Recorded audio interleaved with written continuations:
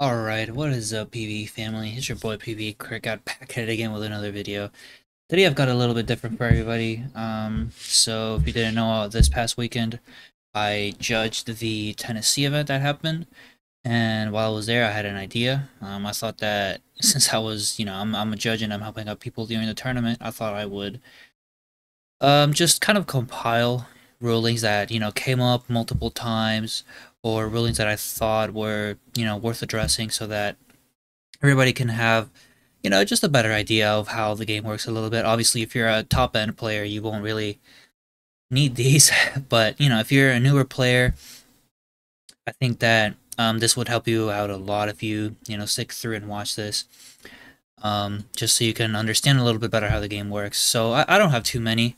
Hopefully, this won't take too much time, but there are quite a bit of things that I think are worth addressing here. So yeah, I'll just get into it. If you guys find this video helpful, please let me know. I do want to continue making more of these as I will be judging more tournaments, and maybe I can just there's also the Bandai organized play. If you guys are not in that, I think I might be able to put an invite link in the description. But there are a lot of threads that happen there for rulings and stuff, and people having discussions. So maybe I could do like videos weekly of just going over the stuff that has happened in there. But that being said, let's just get started here. I did have this come up a couple times with this card. It's just this Frieza Z card. Basically, I was asked if the second auto to place so basically places the energy in the drop area, and then when one of your other green battle cards attacks, you make your opponent discard. Basically, if I swing with something else, do I have to use it on that swing, or can I use it on something else? And you don't have to use it on the first swing that happens. Just because it says once per turn doesn't mean that it's going to fizzle immediately. So because Frieza has a cost of placing a Z energy in the drop area, if you don't pay this cost, it doesn't fizzle. It's not like I didn't grab this one, but the Sin Dragon, the promo, that one fizzles because it doesn't have a cost. It just says when your opponent plays this card, actually no, I'm wrong. That one also has May if you do. But there are, sorry about that. If there are autos that, so I'll just put it up here. So like Cumber, for example, Cumber just says when your opponent plays a battle card with an energy cost of 7 or less, you may send one of your battle cards to its owner's warp. If you do, gain control of the play card. So this one fizzles if you don't do it on the first battle card played, just because it even though there's an if you do clause, that's just for if you actually want to take control of that first card played. But this one, because well, I guess Sin Dragon does work the same way. I'm dumb. I'm supposed to be the judge helping everybody here, but but anyway, because there is not a cost attached to this auto, like Frieza does, you don't get another chance to proc this. Basically, like we talk about a lot in this game, costs matter a lot. If you don't pay costs, you don't get effects. But when there isn't a cost for the effect, you don't get another chance to utilize it. So basically, yeah. But I just had this come up a couple times. I just wanted to bring it up. The once per turn here is only relevant for when you actually activate and resolve the effect. Next up, I've got a Gohan ruling that I had come up, and I asked, you guys know Charles Hoffman, it's my boy. I actually had asked him about this beforehand, but, well, it's not a Gohan ruling, sorry, but basically, so for abilities that combo, like Rush Attack or this Gohan leader, and let's say I swing with this Gohan and it gets killed with a counter, like let's say Deflection, or even in the middle of the battle, if somebody or a rival, something to KO this,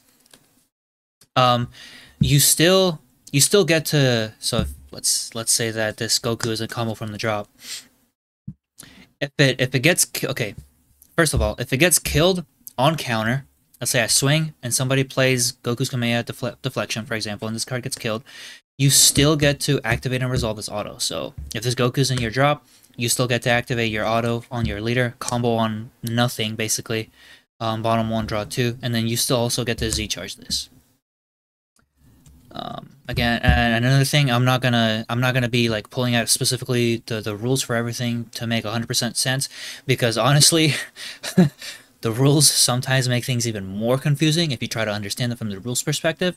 So I just want to explain this semantically for it to make sense to everybody, just in a way that I can explain it a little better. So once again, if this Gohan swings to proc this leader's auto and it gets killed on the counter step, you still actually get to activate and resolve combo effects, and then you still also get to Z-charge this.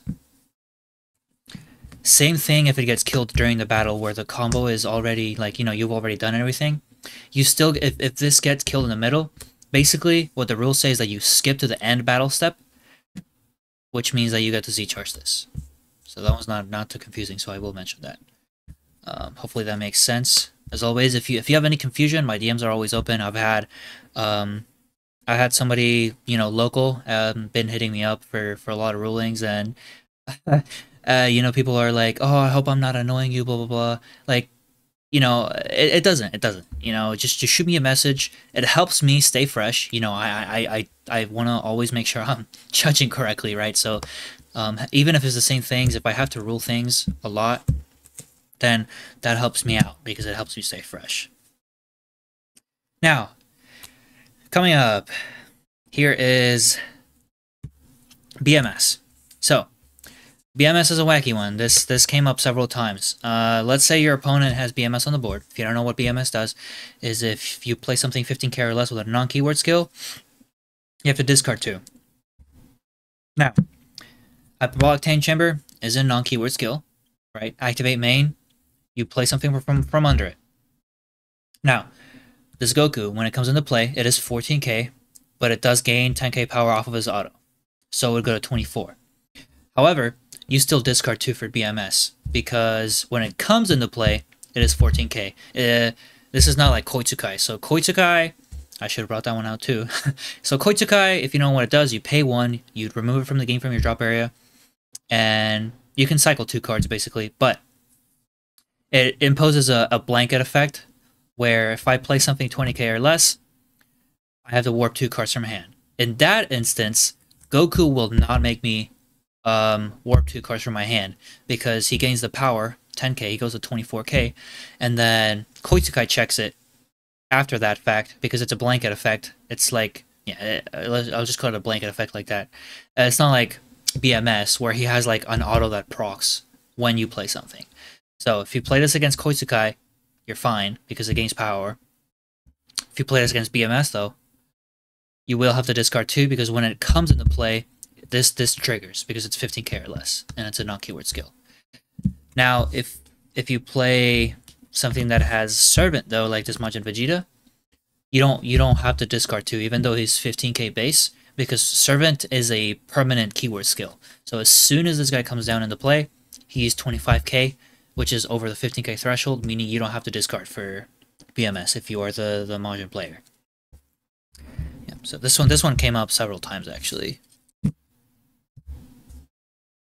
Hopefully it's not too hard to understand though. We had a really big thread about this in the Bandai Organized Play. I was personally kind of torn about it because I didn't remember, but Fash came in, of course, the GOAT, and he clarified everything for us. So, and then last, but most definitely not least, we've got the we got one of the more confusing ones here. Damn, glare makes it a little bit rough, but Cumber SCR, just put it over here. Cumber SCR. What a card. Okay. So basically this is gonna be about the second auto here, which deals with taking control of cards when your opponent plays them. There's obviously 3 different scenarios that can happen in this. When you're a turn player, when you're a non-turn player, and basically when there is a like Z card, or well, he doesn't take any ultimates, but well, there's the 21 SCR he can technically take. But so once again, like I said earlier, auto once per turn. When your opponent plays a battle card with an energy cost of 7 or less, you may send one of your battle cards to its owner's war. If you do, gain control of the played card. First, actually, this is not last. I don't remember, but first of all, this ignores barrier because it doesn't say choose. If you didn't know already. Do I have any barrier? Yeah, so the Goku, for example. If you somehow have, well, maybe later in the game, if your opponent plays this Goku, you can still take it because it doesn't choose it. It just says gain control of the card when it comes into play. So it gets around barrier. Next, let's say you are turn player as Cumber. This is one that is the most relevant because of floodgates. You're playing against yellow, just for the sake of the example, and then your opponent counterattacks with Repost. We all know what Repost does, right? Yeah, floodgate. But you are turn player in this case, right? So your auto goes off. Mecha did come into play in interpending, but you have another card on board, of course, and you warp it for cost for Cumber, and then you gain control of this mecha. Now, because of master owner stuff, we've had this come up a little bit more recently. You are not the owner of this Frieza, right? But you are now the master of it, and you control like his effect basically. So the Frieza did enter pending on the opponent's board, but now because you gained control of this Mecha Frieza while its auto was still pending, you are now the one that resolves this effect. Which means nothing except for the fact that you basically negate a floodgate for free, right? So once again, if that doesn't make sense on the first run around, you have Cumber on board. Your opponent plays a floodgate basically, and it has to be a floodgate that has an auto on play effect. If it's something like the Bupo or Oceanus, I believe that they still resolve on your side of the board because they are part of the counter. Now, I may be wrong on that because that is honestly a bit more complex of a ruling, but I don't think I am. If I am, I can like clarify it in the comments or in a post at a later time, but I don't think I'm wrong about that.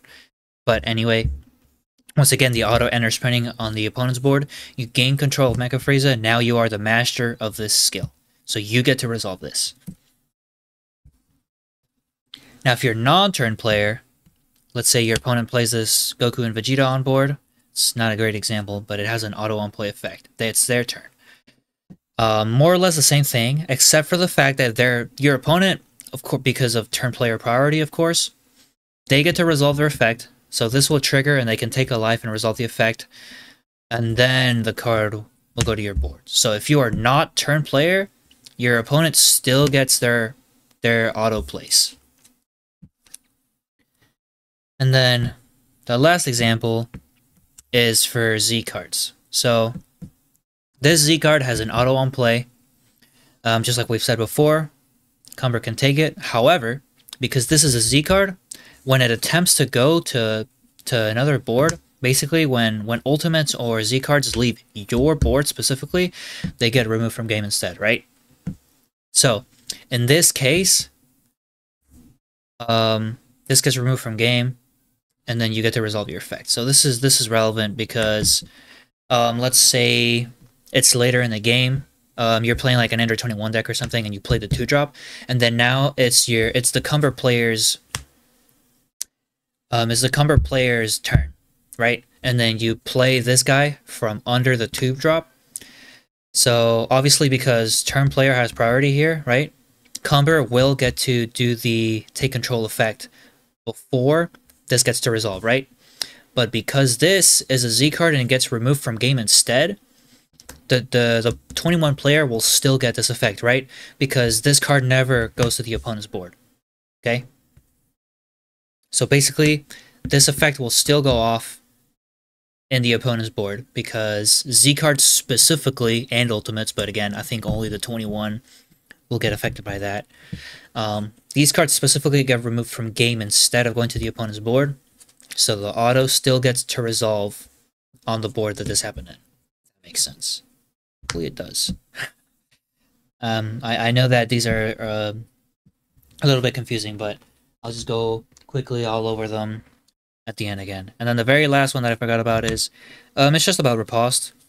I did have this come up a couple times. This one's a bit simpler, but basically, if your opponent plays Repost on you, you cannot choose barrier cards as cost to rest them, because it is still an opponent's skill. Therefore, you can't choose barrier cards for it, right? Because barrier says they can't be chosen by opponent's effects. So that is a little, that is a little more of an annoying one. I had this come up with Poutine and Yellow, but yeah, this one's a quick and simple one. So yeah, that is it for all the ones I had. Once again, just running over them really quick. Frieza, if you swing with something else, you can still activate Frieza's second effect on a later swing, because that is not basically it's not how once per turn works. Basically, just with the resolution. Again, for auto combo effects, even if the card gets popped with a counter immediately or in battle, well, if it gets popped before combo step, you still get to use combo effects and Z charge. And then as well, if it gets popped during battle, you still get to put a combo into your Z charge. Then again, the BMS stuff.